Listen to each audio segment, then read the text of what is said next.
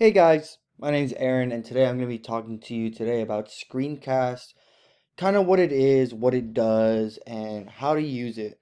So essentially what Screencast is a program that lets you record your screen on your desktop or your laptop for, you say, lessons, or if you want to show somebody a video later about how you do stuff on a computer, or even upload videos to YouTube or something like that.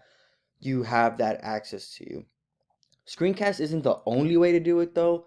It's just my favorite way. There's another program called QuickTime that's on all Macs automatically. You don't even have to download anything, which is nice for some people who have like really packed computers.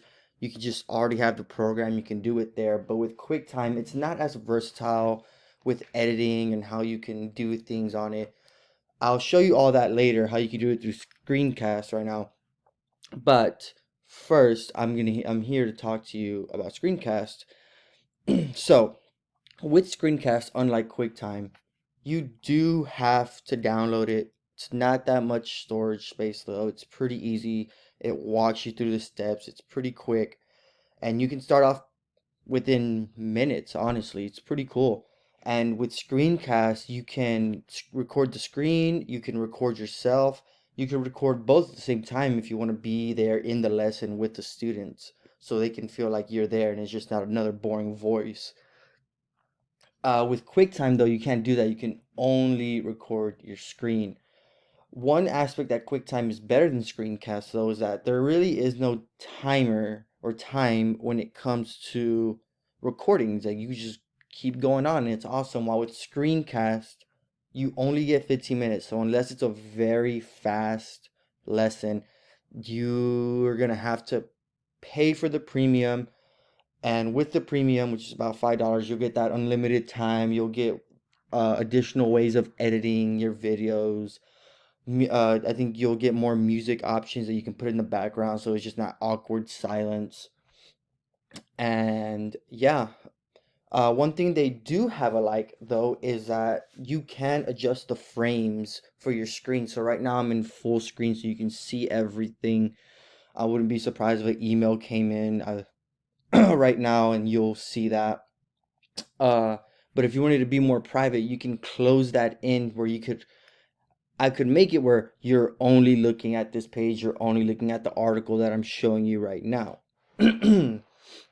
Now, going to this article, I'm going to use this article and I'm going to show you the different ways that you can edit videos, excuse me, with Screencast. So we're going to go to my cheat sheet right here and I'm going to let you know about something. So this little bar right here to the left that I'm kind of circling, that's on my screen right now. You can't see that. I was able to screenshot it though and put it on here.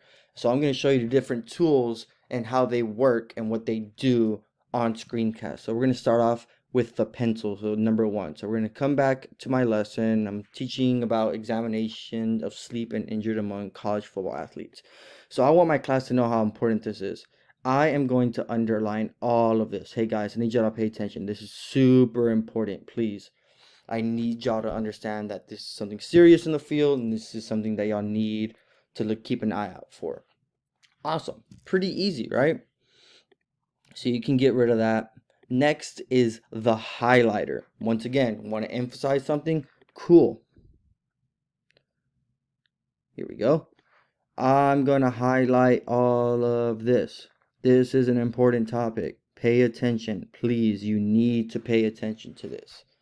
You can do this everywhere. You can do this. Hey, Journal of Strength and Conditioning. Hey, I know the artist. I really don't. But it shows that you can just highlight, emphasize different aspects of what you need to show. Also, though, without leaving this page, you can erase all this. Right below the highlighter, there's an eraser. Hey guys, you know what? I was lying. None of this is actually important. Do not pay attention. Do not take notes on it. This will not be on the test. So even if you make a mistake, there's a way out of it. And there's actually another way out of it that I'll talk about later. So we talked about the highlighter. We talked about the eraser. Next is what probably one of, if not my favorite part of a screencast, is the text box. So here you can make a text box. Pretty easy. Tell students about test tomorrow. Boom. So I left myself a note saying, hey, at the end of class, the end of the lesson, don't forget to remind the kids about the test tomorrow. Or I can just leave it up there and they can read it and they can say, oh, there's a test tomorrow. I should probably read the article that we're going over right now. It has to be on the test. Excuse me again. Next tool that we have is the box tool. So I like using the box tool to emphasize paragraphs or just regular graphs. So I'm going to take you to a graph here. Hey students, read this. Whoops. Students, read this. This is super important. I'm going to highlight it without highlighting it, obviously. This graph, click on it, read it, understand it. It's probably going to be on the test.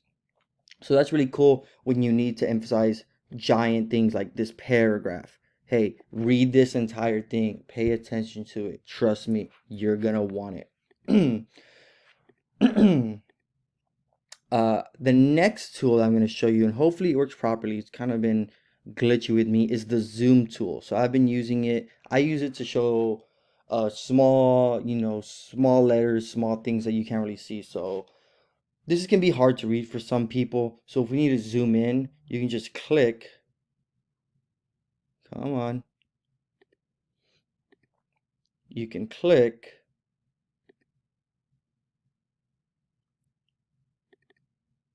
There we go. Oh, well, that's way too much. You can click and zoom in. This is obviously way too much. I've been messing with it. I've been having problems with it. But the cool thing about that is you can easily just say, sorry class, let me zoom out. Let me try it again. I know some of you are having difficulty reading this. Here we go. I'll try it one more time. Hey, I want y'all to focus on, there we go. Perfect. Now you can actually read it. I need you to understand what all this means, what all these numbers are, and that'd be perfect. So then you can go ahead and zoom out and you're done with that. Perfect. Lastly, what I like to show you is the redo and undo buttons that are right here in the pink.